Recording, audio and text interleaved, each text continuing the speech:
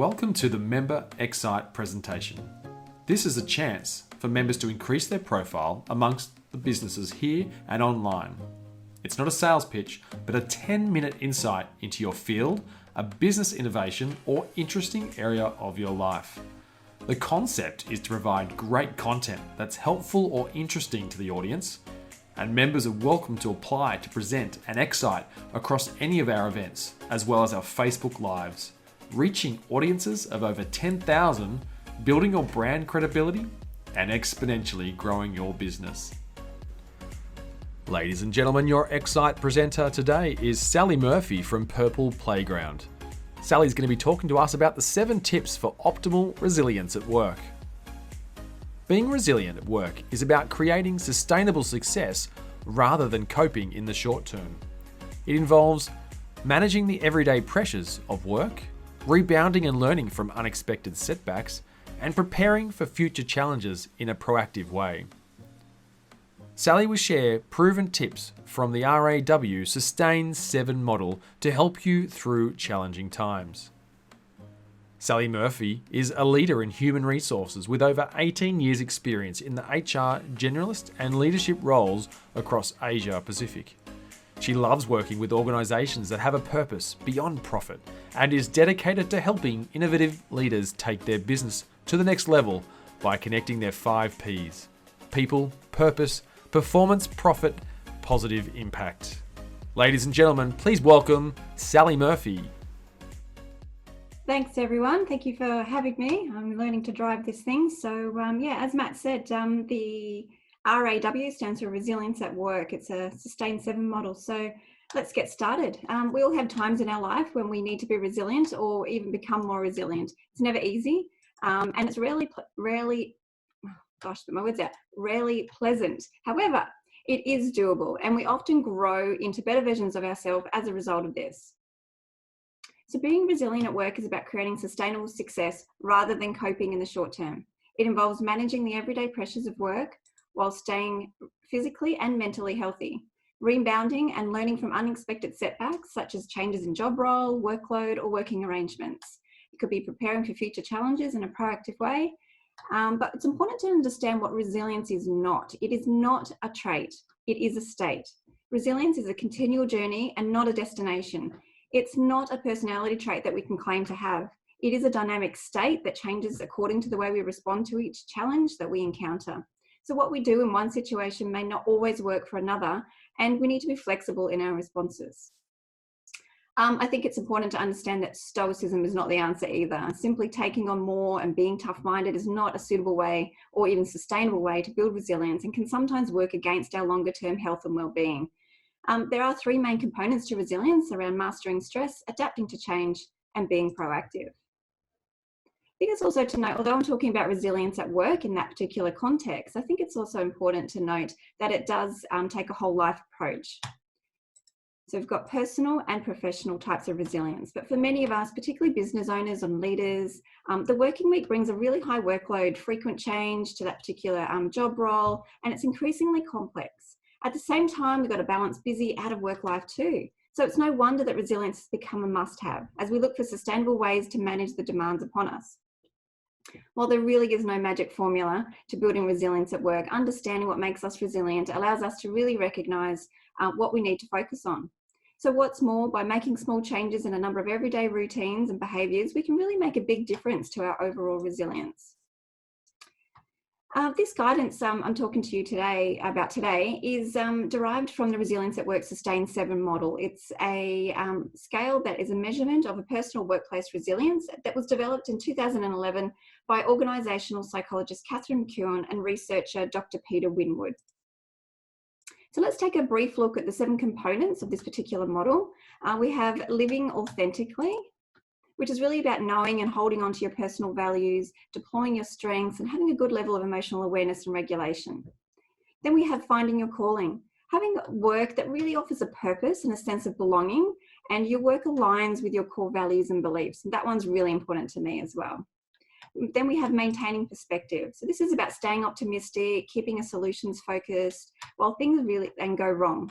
So reframing setbacks and minimizing the impact of any negativity around you. Next, we have mastering stress. It's a bit of a no-brainer, but really having work and life routines that help you manage your everyday stresses, working to create life-work balance, and ensuring time for relaxation and recovery. Then we have interacting cooperatively, seeking feedback, advice, support, and including providing support readily to others, not just receiving it. Staying healthy is a component of the Resilience at Work Sustain 7 model. And that's about maintaining a good level of physical fitness, but also having a healthy diet and getting adequate sleep. And last, we have building networks. So really focusing on developing and maintaining that personal and professional support networks that you need both at home and at work to really perform well in your job. So let's look at our top 7 tips for optimal resilience at work. So tip 1, keep up your energy levels. Investing in your physical energy levels is an important place to start in building your resilience. It's a simple case of putting into your body what you expect to get out of it on a daily basis. So ask yourself, how good are you at your diet and exercise routines, really? Are you really getting enough sleep? Are you working with your body rhythms and scheduling the harder work for the different times in the day when you actually feel more energized? Because that can be different for everyone. What small shifts in routine can you make in each of these areas to make a difference in your overall physical energy? Tip 2, let's make a plan and take back some of that control. So our daily workplace stresses can either be a positive challenge or a road to burnout. So which one of these are you heading for? It could be simply a balance between the demands of your job and the support and resources that you have in place to manage these. Develop a personal plan for your current work challenges. Try writing down just the top 3 issues that are causing you stress at work right at this very point in time. That will help you determine small changes you can make to better manage these. So this could be either through action or just shifting your thinking. So while writing these things down might not resolve the issues entirely right at that point in time, but having a plan is really useful and it provides direction, and more importantly, a sense of personal control. So review and build on that plan regularly. Don't just, leave it on your desk or file it. Tip 3, get perspective around your worries. So we can spend a lot of emotional energy thinking or worrying about issues that we could do nothing about. So it could be such as attitudes of our customers or clients. We can't influence them directly. If we have no option to change that source of our concerns, yet want things to change really, then the only thing we can do is to change the way that we actually view that situation and focus on what we actually can control. So it'll really lessen its impact on us. So ask yourself, what are your negative thoughts or beliefs about this? And sometimes we use language like, oh, I've had enough, or I can't take it anymore, or why should I have to put up with this? So think about what impact these negative thoughts are actually having on you. So they could be, helping or making you experience more frustration, cynicism, perhaps disengagement or anger. Who might you talk to help gain perspective about the situation? Sometimes just talking to anyone actually puts it in perspective. How do you reframe these thoughts to lessen their impact? So perhaps try and thinking, look, when you say, oh, I've had enough, try thinking, well, look, that thing bothers me, but it's the only thing that bothers me about that person or that situation. And I really enjoy the other aspects of, our relationship or the role itself, or I'm going to make a conscious decision to not let their attitude become my attitude. Tip 5, establish self-care routines. So the busier your schedule, the more important it is to really build reflection and mini relaxation breaks into your day.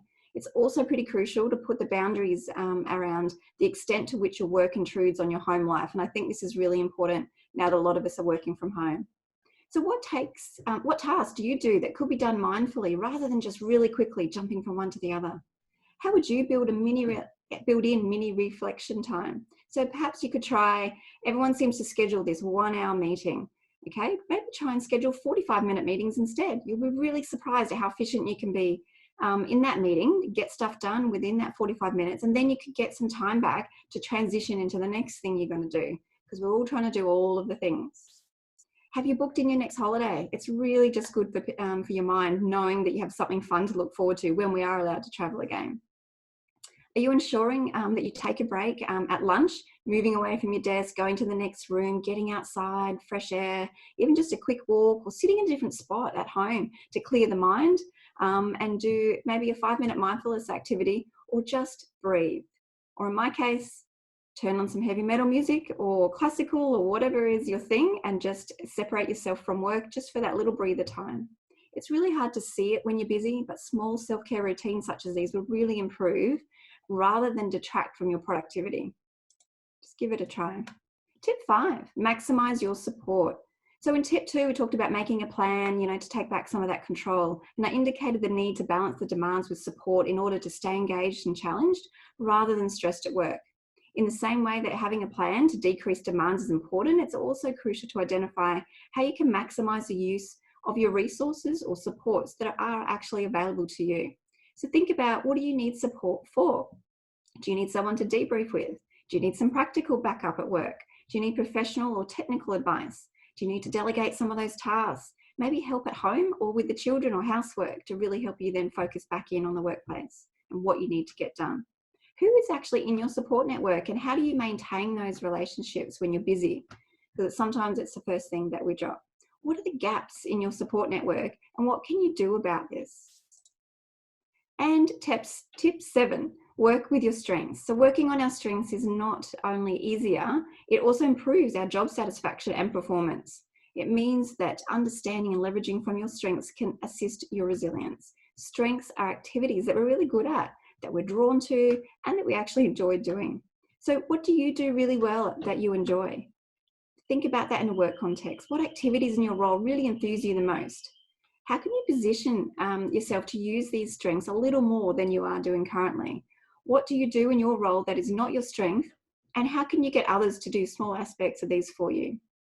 We might not have the ability or the capability in our own businesses to offload everything that we do and only focus on the fun stuff, but you'll find that focusing on the small shifts in actions and behaviours really do make a difference.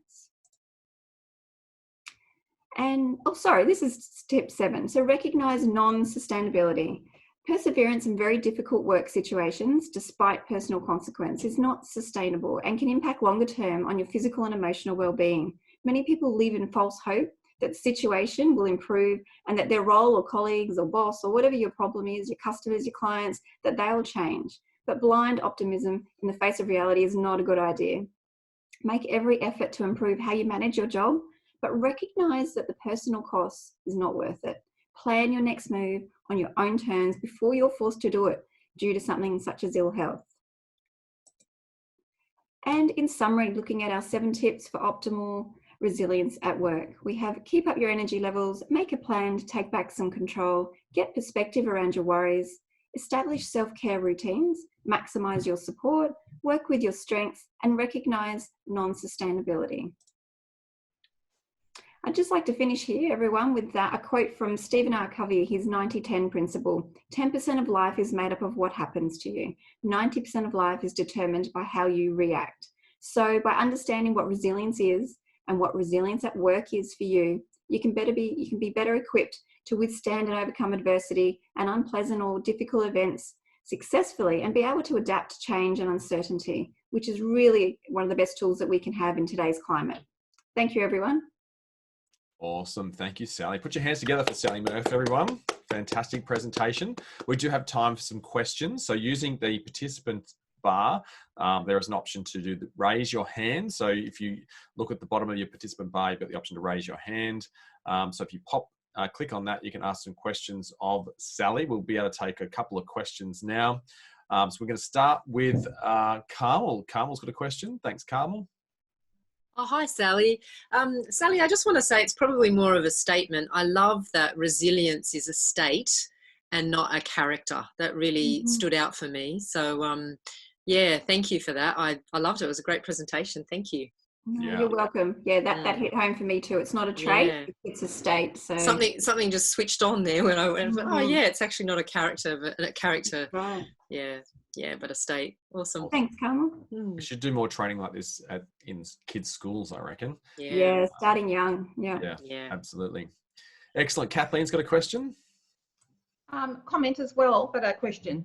I've always thought playing your own sandpit, struggling to do things that you're not gifted at is just such energy drain. So I'm really pleased to hear you say that if people took that on board and really give that to somebody else that really loves to do that. And my question is, have you found that people in the employment situation right now, and particularly the people who are employing them, are they looking more to get results rather than pay them by the time they spend doing whatever? in my corporate days, I used to think if people just got paid for results and what they did, then productivity would go up and you'd be having people, probably work half the time and get far better results. Is there anybody out there offering that sort of reward, not just commissions on sales, but actually reward for meeting goals? Yeah, great comment, Kathleen, because I've always been a believer of an outcomes-based, reward and recognition, remuneration, etc.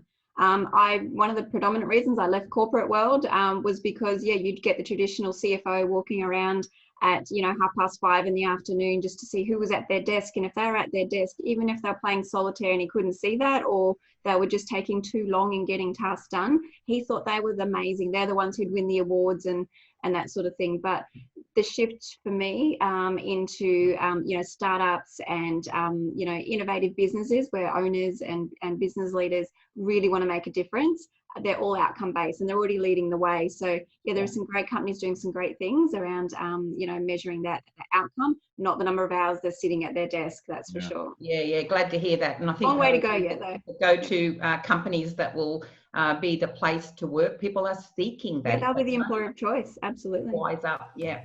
Yeah. Thank you for your presentation, it was excellent. Excellent.